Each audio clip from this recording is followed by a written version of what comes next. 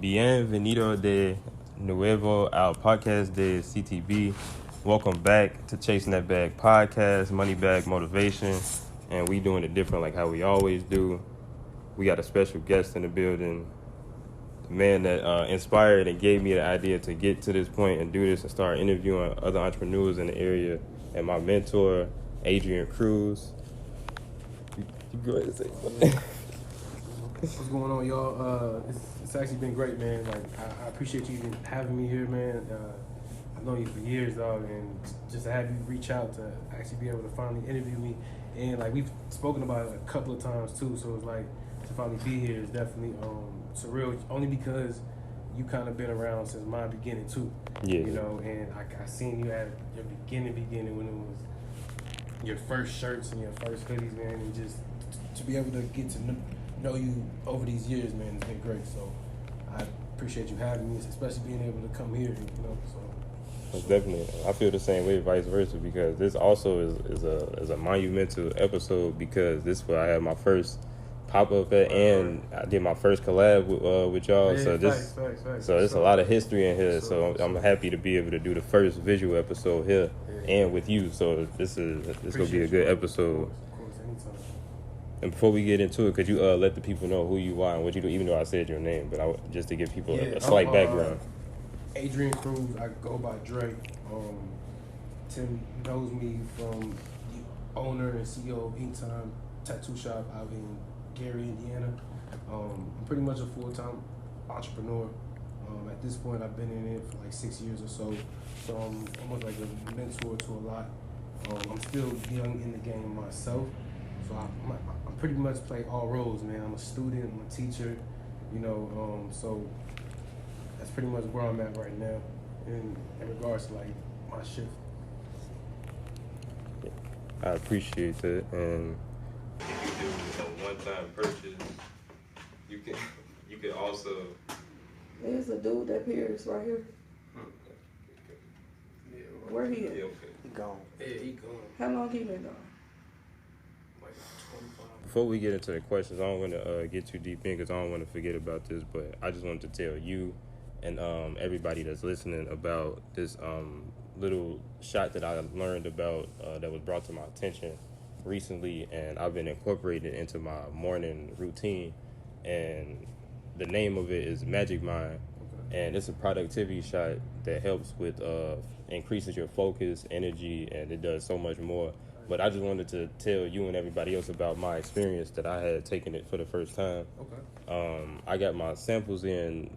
This was Wednesday of last week, and I tried it for the first time, and I instantly got a complete difference from what I usually get in the morning. It was a complete extra boost of energy, more mental clarity, and less stress, and I was able to get my work done at work and at home without any procrastination or distractions that I usually deal with. And it allowed me to get through the whole day without any crashes or any jitterness that might come from coffee. Right. And there's nothing wrong with coffee or having coffee with your morning routine, but you can have it with your coffee in the morning also if you're a coffee person or not. Right. And it has a lot of benefits, and it has lion's mushrooms, ashwagandha, matcha, that's green tea, and a lot more benefits. Is made from 12 natural ingredients. I stand behind the product because I tried it myself, and I give it a 10 out of 10. And I've incorporated it into my morning routine ever since I've tried it the first time. And I just wanted to let everybody know about it. Okay. And inform everybody about it because it's a company based out of Silicon Valley, and it's made by a Silicon Valley investor, and he's also an entrepreneur. So I feel like that it's fitting that we collaborate and partner with them because since we've also interviewed a lot of entrepreneurs from around, For sure. and he started it because he had a heart condition 10 years ago from drinking too much coffee, and he had too much caffeine intake. He was drinking 6 cups a day, and that led him having to go to the emergency room, and that's when he was diagnosed with a heart condition. And the doctor told him that he had to stop drinking coffee as much as he was. So it went from 6 cups to half a cup, and the doctor also told him to start incorporating green tea. into his morning routine, and that's what started him finding the other ingredients and the book that he wrote that got to this point of the beginning of the world's first productivity shot. And that's why I wanted to let everybody know about it. But that's just a little background on it. Okay, if you're interested in purchasing or subscribing to Magic Mind, you can go to their website at www.magicmind.com/JANCTB to subscribe to the 3-month subscription. You get 1 month free when you're subscribing for 3 months, and that's up to 50% off. And then once you use discount code CTB20, that'll be an additional 20% off, and you'll get a total of 75% off just subscribing and getting your first month free at magicmind.com/JANCTB. And you can order yours and get dialed in and start changing how you start your mornings and improve your daily routine. It actually sounds like a pretty good product, though, for a person that goes to the gym a lot. I see, like, pre-workouts and stuff like that. Yeah. That also has, like, a lot of caffeine boost in it, so if we can use something that's as natural as that, that'd be perfect. Like, that'd be really fun. Yep. And I also used it when I was exercising, and usually I'm able only to do 10 pull-ups. That's my max, but I was able to do 20 the first day that I took it. So the experience that I had with it, just from the exercise standpoint, that helped a lot also. And I hit my PR and everything that day. But I just wanted to recommend that to everybody. But let's get back into the podcast. Get back to Okay, the first question is, what was your upbringing like, and was there anything that you seen growing up that plays a part in what you are doing and pursuing today? Yeah, man, so a lot of people that don't know, I'm originally from Florida, right? So coming from Florida, man, like I grew up in a pretty big family, but my upbringing, as cliche as it may sound, was pretty rough, man. It wasn't, and I learned that as I got older, right, and as I talked to you guys and as I met just people over time, like rough is perspective, right? Like what's rough to you may not be rough to somebody else, may not be rough to somebody else, but I think, and I say rough because that's what helped mold me into like having a tough character, into being almost who I was for a very long period of time, man. Like I grew up not quiet, man, but like as a youngin', man, like I would fight a lot. Like I was very like troublesome. If you ask my family, like I was like the problem kid for sure. Out of like 7 of us, I was like the problem kid. So it was kind of hard coming up with like being that person, because a lot of times, like, not that I would get picked on by my family, but the expectation for me to do good wasn't there. You know, like I was always like known for either I'm gonna be in the streets, or I'm gonna end up being one of them. You know, so as a kid, man, and even as a juvenile, like you take into that different. Like you really transpire into, like, if people start to tell you something, just like as an adult, if you hang out with the wrong crew, you're gonna be, you know, you're gonna end up doing what that crew does.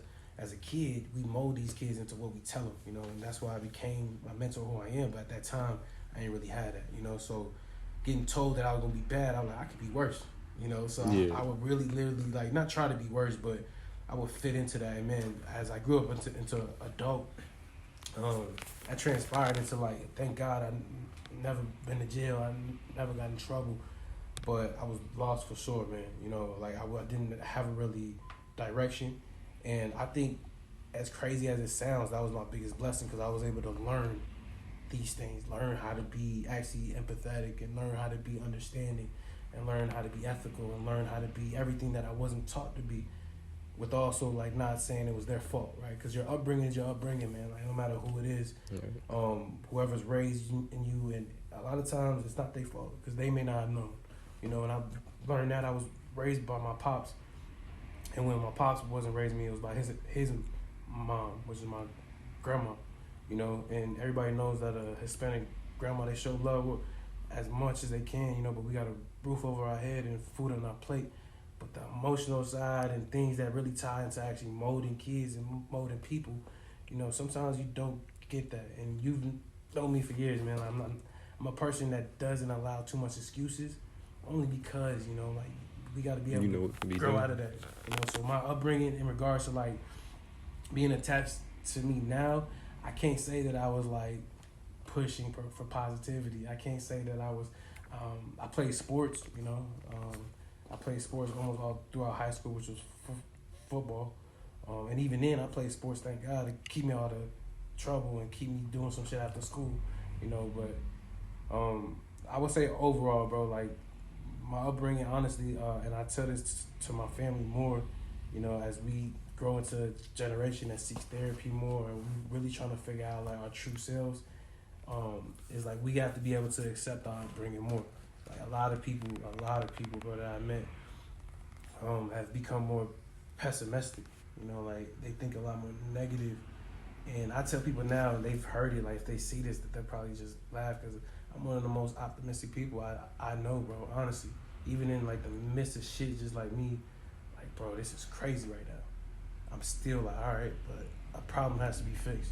Yep. You know, because I came to the point where I'm the problem fixer, I guess, there's not too much people I could turn to for a certain amount of advice or a certain amount of things, which is good, you know, because at the end of the day, we got to figure it out. And I think my upbringing brought that to a core. It's like, you know what? I was able to learn so much things throughout my journey to where it's like my upbringing was cool, but I feel like the upbringing, it keeps going, right? I'm in my mid 31. But I feel like the upbringing is just a continuous thing, man. You know, like our childhood, unless you were blessed enough to have a nice family, and granted, like I feel like I'm gonna be that guy that teaches my little girl to be a little busy lady or to go to school or to just to do things right, that we possibly didn't have a chance to do or it wasn't taught to do. You know, so but all of those and us that didn't have that opportunity, we gotta learn to take advantage of that, man. Like learn to take our downs and our falls and even the things that our parents haven't done and want to achieve more, you know, to bring that next generation or to take care of our family. And I feel like that's where I'm at right now, man. I'm transpiring to do all of that. I like that answer. That was very motivational. And the main thing that stuck out to me was that when you spoke about your upbringing or your childhood and how you came up, you didn't let like the negative parts become your main perspective, how you view life, or how you if you think I'm gonna do bad now, I'm gonna do bad as an adult. It cut off and you realize like I can't keep doing this. I need to do something better. Right. Yeah, for sure. And even those, man, because you'd be surprised at how much people are like that. Like I've learned, like a lot of people are the person that they family like, man, you ain't gonna do shit, or man, you not gonna do nothing, or man, you got. And bro, I promise you guys, my dad, like in high school, I remember like it was yesterday. I got in a fight, and he picked me up from school, and he just turned to me like, bro, what's wrong with you? Like, why you keep getting? And I told him like, bro, this is what people expect from me. They told me that I'm gonna turn out just like you. So what you know what I'm saying? I promise you, I remember so swift because he told me it wasn't like an inspiring moment, but he told me that day, he's like, bro, just be yourself, dog. It'll come in to whatever you feel like you have to be. And even at the time, I didn't know. But even then, I didn't stop not being an aggressor or that, but I stopped listening to people more. And when I promise you, to this day, I don't listen to nobody, and not in a bad way, like in a very good way, like only because I'm moving correctly now, but to not listen to people's opinions on the things that they have nothing to do with. Probably don't know people's upbringings. You don't know what people's been through. I just heard something on a podcast like 2 days ago where it's like you got to stop looking at the picture that's painted and figure out how that picture got painted. Because you don't know what anybody went through to get to that picture. Like the picture probably took 4 years to make. You don't know if a person started it and stopped and didn't know how the image was going to look. You know, so that journey that takes us there, man, that's what matters. And I feel like throughout my journey, even when I didn't know, man, and to tie back into it before we get on to the next question, man, I remember when I moved here for the first time, and it was kind of like, I was young, I was like 20, and I had to come here for my daughter, right? Like I moved from Florida, didn't know nobody, bro, except my pops. Like nobody. It was like moving into a different country. It was crazy because I didn't know anything but East Chicago. Like that was the only city I knew except work. And I remember coming here, man. All my guys were in school at the time. We just finished. So they were like in their second year of college. Most of my guys were in college, and I remember I was just sitting at the crib, like, bro, I ain't got my life together. like all my guys on Instagram like posting like in school and frat parties, and I'm sitting here at the crib like trying to work, trying to figure out life. And that was even like, it wasn't an inspirational thing, but it was a realization. Like, bro, you gotta figure out something. You know, like you gotta actually not push to be them, but push to be something. You know what I'm saying? Yep. So. Yeah, it sounds like you was at that point of figuring out your purpose of what you was going to pursue Right. at that point. Yep. But let me go ahead and ask you the next question. Now, this is from my own of wanting to know, because I don't know if this is your main passion, but like, or if you passionate about something else, but because you know like how people could do something else, but that's not their passion, but they doing that because that's what's making sense at that time. Yeah. But what is your passion, and who or what motivated or inspired you to take everything serious and made you want to pursue your current endeavors? Yeah. So I would say my passion, bro, and I think I found it like a year ago. I think, or about a year and a half ago. I think my passion, well, you know me as an entrepreneur, right? I think I'm gonna forever live in this for sure. And but my passion is to actually, once again, the cliche as it may sound, is like to inspire others to do what I'm doing in their own aspect. Not the entrepreneurship route though, right? Like specifically, before I used to tear into just genuinely like, man, entrepreneurship. Even my friends and my family, like it was kind of hard to. Should we pause?